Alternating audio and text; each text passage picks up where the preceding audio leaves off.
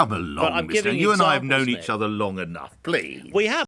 Mr. Chairman, as we come to the end of the football season, the Conservatives are firmly in the drop zone. You've been relegated. Why? Good morning.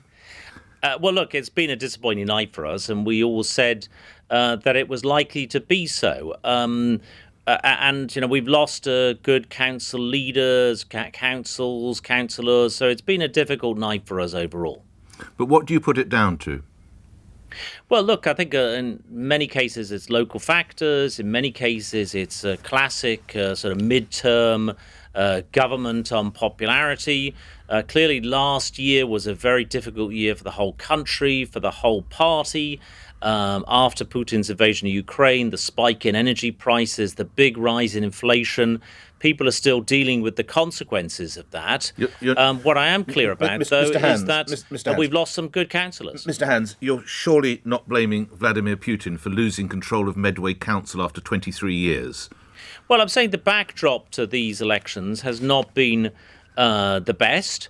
Would that be everyone on strike, nurses, teachers, picket lines? Do you think that plays a role, Mr. Hands? Well, that's, again, driven by the higher inflation. That's one of the reasons why Rishi Sunak and the whole government are getting on with delivering on what we call the 5 priorities, which are halving inflation, restoring growth, cutting the debt, reducing hospital waiting lists, and stopping the boats. Those are our priorities. Those are what I think the people's priorities are. That is what we will crack on with delivering. If you acknowledge, as I'm sure you do as chairman, that the starting point was the historic low bar of the situation of 2019, how is it possible to have sunk even lower? Well, that isn't. I disagree with the premise in your question. The Conservatives were the largest party of local government going into these elections. There were your more leader Conservative quit. seats. They were so bad. Your leader quit. There were more Conservative seats up last night than Labour and Lib Dem seats put together. So clearly the Conservatives had more to lose. What I would say, if I might, Nick, is that Labour under Sir Keir Starmer aren't showing the comprehensive sort of breakthrough that you and I would remember from Tony Blair in 1995. Labour... You're not seriously seeking to deflect the situation in which you'll find yourself by saying Labour are having a bad night, are you, Mr. Hands? Well, I'm saying that Labour aren't winning in the sort of places that they need to be winning in, Nick. Like, for example, the Conservatives have gained seats in Peterborough, gained seats in Sandwell, and lost Medway, and lost Windsor. Come along, Mr. You and I have known each other long enough, please. We have, but I'm giving examples of seats that Jeremy Corbyn won in 2017. Jeremy Corbyn won Peterborough. Jeremy Corbyn won West Bromwich. Jeremy Corbyn won Bassetlaw. And Sir Keir Starmer is not winning those places back. The Conservatives gained seats in all 3 of those councils last night. So I'm saying, of course, it's a disappointing night for the Conservatives, but I'm also saying it's not a clear-cut win for Sir Keir Starmer and Labour. Well, in 1995, the year before that, a general election that you and I remember well, yes, the Conservatives lost 1,900 seats. Labour gained 1,600 seats. I don't think we'll see anything like that from yesterday's results. You are chairman of the party. It falls to you now to help rally. And I imagine you regret you've probably lost a lot of very good men and women up and down the country who served as councillors. What will your message be to your party faithful? And what have you already discussed with the Prime Minister? Well, I haven't spoken to the Prime Minister yet this morning. The Prime Minister's been at Conservative headquarters while I've been on this programme. I'll be saying to the party faithful, it's been a disappointing night. We've lost some really good councillors and really good, well-run councils. But nonetheless, we need to get on with delivering on the priorities of the people. That is what Rishi Sunak is doing, delivering on those 5 priorities of halving inflation, restoring growth, cutting the debt, reducing hospital waiting lists, stopping the boats. Those are the government's 5 priorities. Those are the people's 5 priorities. If we drill down to some of the local matters here, it's possible that many people voted yesterday because they were crying out for the building of more housing. Now, of course, your party did scrap housing targets. Might this make you reconsider that decision? Well, there's no immediate need to change government policy on housing. What I am clear on, we are delivering more homes. We've delivered 2.3 million new homes since 2010. The last 2 years have seen a real uptick in house building. So we are delivering homes. We need to be delivering more homes. And that is what the people want us to do. Why did you scrap the often, targets then, Mr. Hands? Well, because I think the targets, need to have a degree of local consent and local involvement. We need to do things like protect the green belt. All of that can be consistent with delivering more homes. We're delivering more homes, 2.3 million new homes since 2010.